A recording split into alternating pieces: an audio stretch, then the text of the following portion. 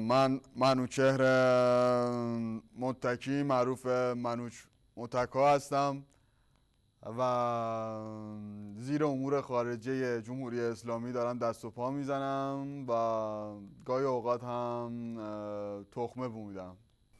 زمان مدرسه احتمالاً انشایی که در آینده میخواید چه کار شوید نوشتید. یادتون هست چی نوشتید؟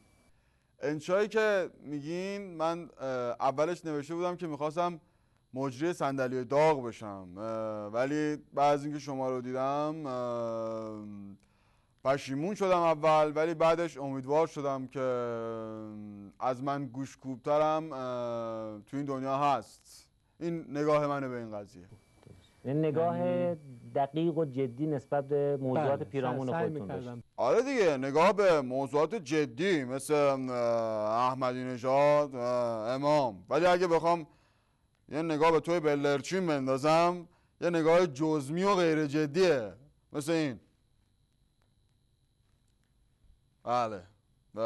آقای متکی، به نظر شما بزرگترین چالش سیاست خارجی ایران چیه؟ والا اصلی ترین چالش اون چاله دهنگشادیه که تو کشورهای مختلف مثل لبنان و فلسطین و عراق و افغانستان و این طرفا برای ما کندن که ما توشیم. مثل همین چاله‌ای که الان توش هستیم من و تو، این چای فاضلابه. چیه؟ چالشه. چالش ذاتیه پس. هم ذاتیه هم لاتیه. آقای متکی، ما در عراق دنبال چه منافعی هستیم که با آمریکا مذاکره میکنیم؟ ما تو مذاکراتمون با آمریکا دنبال منافعی نیستیم، یعنی چیزی نمیخوایم. اونا هستن که از ما چیزی میخوان، یعنی میخوان که ما دخالت نکنیم، که ما داریم کار خودمونو میکنیم. ما چیزی نمیخوایم، ما حاکمیت رو میخوایم، ما نفت رو میخوایم، ما دنبال امنیت خودمون هستیم. اگر ایران تعلیق غنیسازی رو بپذیره چه هزینه‌ای رو باید ملت ایران پرداخت کنه؟ والا ملت نباید هزینه‌ای بده، هزینه رو باید مقام عظما بده. این پرداخت این هزینه مثل این میمونه که الان من دماغ تو رو بگیرم، بعد دیگه نتونی نفس بکشی، یعنی نفس دیگه در نیاد، دیگه تو میمونی و یه آینده تیر و تار. ولی خب اگه بخوای من میتونم آخر برنامه ریل عملیشو برات برم تا بفهمی که چقدر این هزینه باید پرداخت بشه و هزینهش مثل چی میمونه.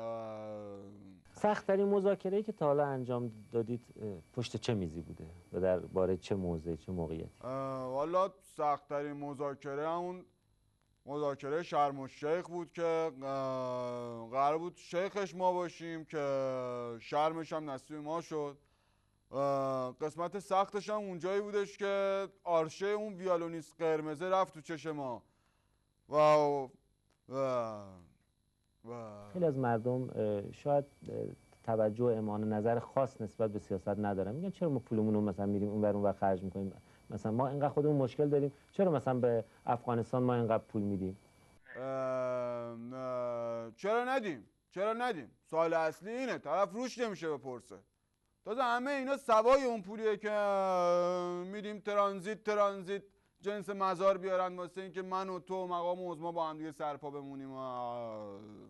عرض کنم خدمتتون که چرا هنوز تو عراقن؟ یعنی ما بالاخره فکر میکردیم طبیعتا دیگه حضور اینها در عراق محلی از اعراب نداشته باشه. یعنی مثلا شما به این آقای نوری المالی این چه توضیحی دارن بدن؟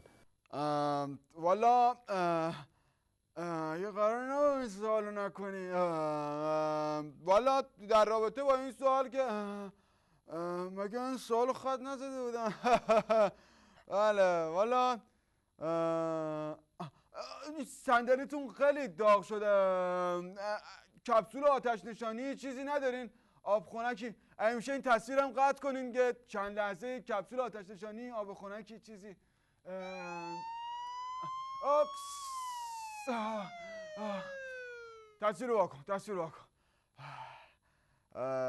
بله. آبروریزی سیاسی هست، اجتماعی هم هست، تاریخی هم هست، اصلا آبریزش بینی هم هست.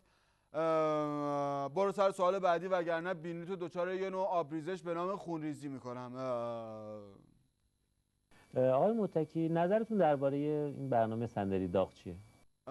والا در رابطه با این قسمت از برنامه‌تون که من تو شرکت کردم که جای اسکار هم داره، یعنی واقعا جا داره که اسکار هم بگیره، اما در رابطه با این برنامه و خودت نظر من اینه که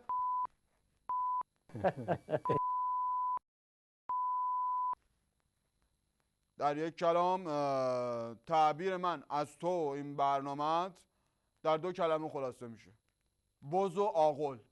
آقا چه تعبیر قشنگی بود. ممنون. ممنون. به عنوان هدیه ناقابل این ناقابله، این لوح در واقع صندلی داغ رو میخواستم خدمتتون تقدیم بکنم. امیدوارم از زیبایی شناسی و ریخت و هیکل این خوشتون بیاد. بله.